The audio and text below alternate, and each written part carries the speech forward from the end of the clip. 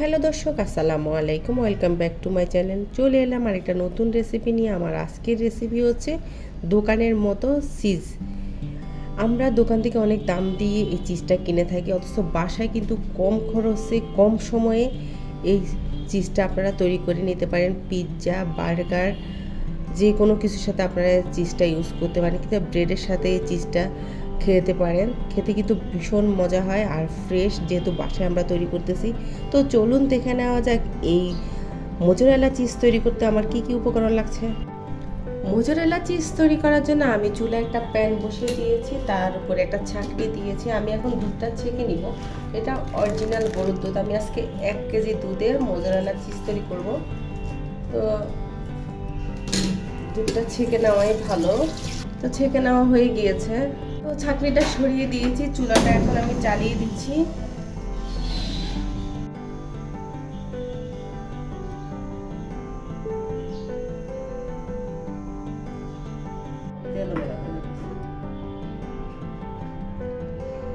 তো দেখুন আমি ভিনেগারটা দিয়ে দিয়েছি। এখন চুলাটা বন্ধ করে দিয়ে আমি আস্তে আস্তে নেড়ে দিব। নাড়তে নাড়তে এক পর্যায়ে এটা সিজ হয়ে যাবে। কুসুম গরম থেকে একটু বেশি গরম রাখবেন দুধটা, সামান্য, বেশি না। আবার অতিরিক্ত গরম হলেও কিন্তু ভিনেগার দিলে কিন্তু ছানা হয়ে যাবে, আবার ফুটিয়ে ফেলাও যাবে না, সেটাতেও কিন্তু ছানা হয়ে যাবে।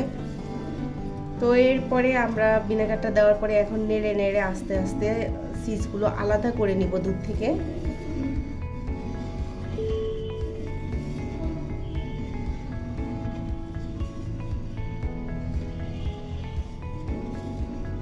আমি কিন্তু চুলাটা বন্ধ করে দিয়েছি, বন্ধ করে চুলার উপরে রেখেই কাজটা করেছি। আর আপনারা চাইলে নিচে নামিয়েও করতে পারেন, সমস্যা নেই।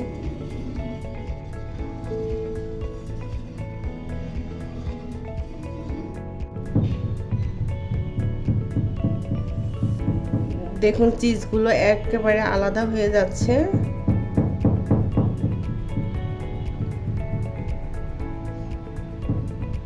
এই পর্যায়ে যদি আপনাদের কখনো মনে হয় ভিনেগারের পরিমাণ কম হয়েছে বা চিজটা হতে দেরি হচ্ছে, সেক্ষেত্রে আপনারা আরও 1 টেবিল চামচের মতো ভিনেগারটা দিয়ে দিবেন, সমস্যা নেই।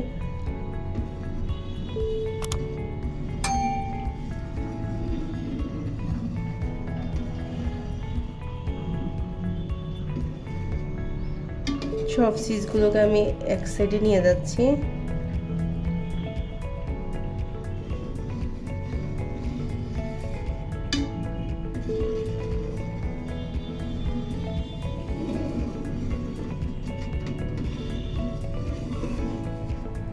তো দেখুন আমার চিজটা রেডি হয়ে গিয়েছে।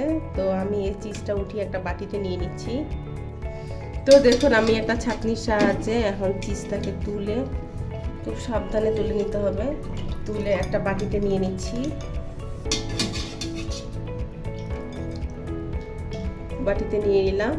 তো দেখুন আমি চিজটা বাটিতে নিয়ে নিয়েছি। তো এখন আমি চিজটাকে হাতের সাহায্যে চেপে চেপে পানিটা বের করে নিব। তো একটু ফেলে দিচ্ছি। প্রথমে চেপে চেপে পানিটা যতটুকু সম্ভব বের করে ফেলতে হবে।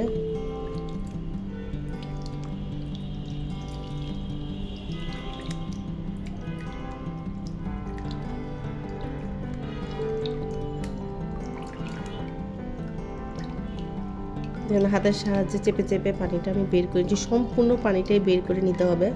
তো দেখুন চিপে চিপে আমি পানি সব বের করে নিয়েছি। দেখুন চিজটাতে অনেকটা পানি ঝরে গিয়েছে, এখন পানিটা সহজে বের হচ্ছে না। তো এই পর্যায়ে যে গরম দুধ থেকে আমি চিজটা নিয়েছি, সেই কুসুম গরম দুধটা এখন দিয়ে দিচ্ছি। দিয়ে আবারও চেপে চেপে আমি পানি বের করে নিব। এটা কিন্তু দুধ না, যে চিজের পানিটা দিয়ে দিচ্ছি। এটা হচ্ছে সহজ প্রসেস। চিজের পানিটা এখনও কুসুম গরম আছে, তো আমি সেটা দিয়ে দিচ্ছি। 2 হাত দিয়ে চেপে চেপে আবারও সবগুলো পানি বের করে নিব, আবার একটু ভিজিয়ে রাখবো। দেখুন কি সুন্দর রাবারি। এটা কিন্তু কোনো ছানা না, এটা রাবারের মতো। ছানাকে আপনি চিপলে আপনার এটা ভেঙে যাবে, কিন্তু এটা ভাঙবে না। তো দেখুন আমি সবগুলো পানি বের করে নিয়েছি। দেখুন এটা কতটা রাবারি, আর ভিতরে আপাতত আর পানি নেই। তো আমার চিজটা রেডি হয়ে গিয়েছে। কুসুম গরম পানিতে ভালোভাবে পানি ঝরিয়ে নেওয়ার পরে এখন আমি চিজটা একটা বাটিতে রেখে দিয়ে এখন আমি বরফের পানির মধ্যে দিয়ে চিজটাকে ভিজিয়ে নিব। আমি বরফটা প্রায় 10-15 মিনিট আগে বসিয়েছিলাম, আসলে আমার খেয়াল ছিল না। তারপর কিছু অংশ বরফ হয়েছে, আবার কিছু অংশ হয়নি, তো সমস্যা নেই, ঠান্ডা পানি হলেই চলবে। তো দিয়ে দিলাম, দিয়ে আমি চিজটাকে একটু ভিজিয়ে নিচ্ছি, 1-2 মিনিটের মতো ভিজিয়ে রাখবো। তো দেখুন চিজ থেকে সম্পূর্ণরূপে পানিটা বের করে নিয়েছি। চিজে কিন্তু কোনো পানি থাকা যাবে না, আর গরম পানি কিংবা ঠান্ডা পানি যেটাতেই আপনারা চুবান না কেন 1 মিনিটের বেশি রাখবেন না। তারপর এখানে একটা পলিথিন নিয়েছি, পলিথিনের মধ্যে খুব ভালোভাবে মুড়ে দিচ্ছি, এতে করে চিজটা গোলও হয়ে যাবে আর দেখতেও সুন্দর লাগবে। এখন আমি এই চিজটা নর্মাল ফ্রিজে রেখে দিব। প্রায় 4 ঘন্টা পর আমি নর্মাল ফ্রিজ থেকে চিজটা বের করে নিয়েছি। দেখুন চিজটা কত সুন্দর গোল হয়েছে। তো দেখুন আমি সুন্দর করে চিজটাকে স্লাইস করে নিচ্ছি।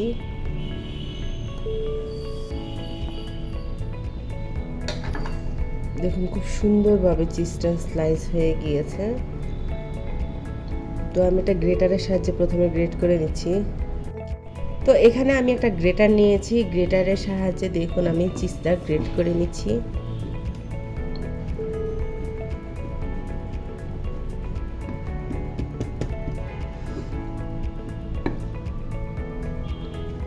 তো দেখুন খুব সুন্দরভাবে আমি চিজটা গ্রেট করে নিয়েছি। তো আমার আজকের এই চিজ রেসিপিটি আপনাদের কাছে কেমন লেগেছে, ভালো লাগলে অবশ্যই একটা লাইক দিবেন আর আমার চ্যানেলটিকে সাবস্ক্রাইব করবেন। আজ তাহলে এই পর্যন্ত, সবাই ভালো থাকবেন, আল্লাহ হাফেজ।